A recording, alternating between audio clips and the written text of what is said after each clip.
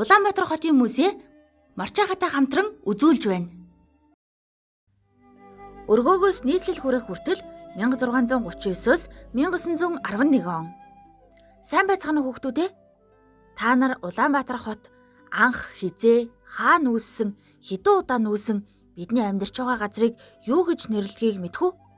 Тэгвэл энэ удаа би та нарт Улаанбаатар хотын музей ах эгч нартай хамтран 1639-с 1911 онд одоогийн Улаанбаатар хотыг Их хүрээ гэж нэрлэж байх үеийн сонирхолтой түүхэн үйл явдлуудыг танилцуулъя. 1639 онд одоогийн Өвөр Хангай аймгийн Бүрд сумын Ширээд цагаан нуурын хөвөнөө Түшээд хаан Гомбот оржийн 4 настай хүү Зан Базрыг Халх Монголын Бурхны шашны тэргүүнд өргөмжилж орд өргөө байгуулан өгчээ. Шашны тэргүүний энэхүү орд өргөөг Улаанбаатар хотын үүсэл гэж үздэг. Тэгэхээр хот маань одоо байгаа энэ газарт биш, өөр газар шашны тэргүүний орд өргөө хэлбрээр анх үүсэж, хожим энд нүүн ирж суурьсан байна штэ хүүхдүүдээ.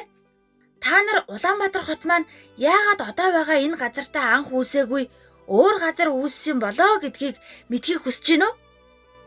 Тэгвэл Улаанбаатар хот маань Их хүрээ нэртэй байхдаа нүүдэг хот байжээ. Нүүхтэй бүр орхон, тамир, сэлэнг, туул голын сав дагуу 23 удаа нүүсэн байна. Энэ нь Улаанбаатарчууд бид дэлхий дээр одоо байгаа хотуудаас хамгийн олон удаа нүүсэн хотод амьдарч байгаа гэсэн үг. Яагаад нүүдэг байсан бэ гэж юу? Нүүдлийн хамгийн гол шалтгаан нь өвсний соргог, усны тунгалгыг даган нэг газраас нөгөө газар руу шилжих нүүдлийн амьдралын хэв маягтай холбоотой юм. Архивын баримтад тэмдэглэснээр Их хүрээний сүүлчийн нүүдлээрээ 170,000 гаруй үхэр, 20,000 гаруй тэмээг ажиллаг унлагад хэрэглэсэн нь Их хүрээ хэр зэрэг том байсныг харуулдаг. Харин яг одоо Улаанбаатар хот байрлаж буй газарт бид 1778 онд нүүдлэн ирж одоо хүртэл суурьссан байна. Бидний амьдарч байгаа 4 уулын дундах хөндийг юу гэж нэрлэхийг хүүхдүүд та бүхэн мэдэх үү? 4 уулын дундах энэхүү хөндийг алтан твшийн хөндий гэдэг юм шүү хүүхдүүдээ. Сайн тогтоож аваарай. Та нар 4 уулаа мэднэ үсттэй?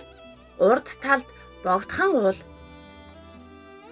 баруун талд сонгон хайрхан, хойд талд чингэлтэй хайрхан, зүүн талд баян зүрх хайрхан уул байдаг. Эрт дээр үеэс монголчууд уул усыг эзэн савдагтай гэж үзэн хүндэтгэж дээдэлж иржээ. Тиймээс хүүхдүүдээ байгальд хогоо хайж гол усыг бохирдуулж огтхонч болохгүй шүү. Хүүхдүүд та бүхний сайн мэдэх гандан тэгчлэн хийдийг 180 гаруй жилийн өмнө буюу 1838 онд барьж байгуулжээ. 20 дугаар зууны эхэнд Их хүрээнд 100 гаруй сүм хийд байснаас өдгөө 7 сүм хийдэл хадгалагдан үлдсэн байна. Их хүрээ нь Орос хятадын худалдааны цайны зам дагуу байрлаж байсан учраас хүрээнд Хятад, Орос, Төвд, Англи, Япон гэх зэрэг гадны худалдаачдын олон пүүс дэлгүүрүүд байжээ. Их хүрээнд болдог байсан сонирхолтой үйл явдлын нэг нь майдар эргэх ёслол хэмээх шашны баяр байв. Энэхүү баяр ёслолд оролцохоор Монголын өнцөг болон бүрээс олон мянган хүн хүрээнд цуглаж майдар эргэх өдөр хүмүүс хамгийн гой ганган хувцас өмсөж бие биедээ бэлэгтэй сайхан үг хэлж ёслон өнгөрүүлдэг байжээ.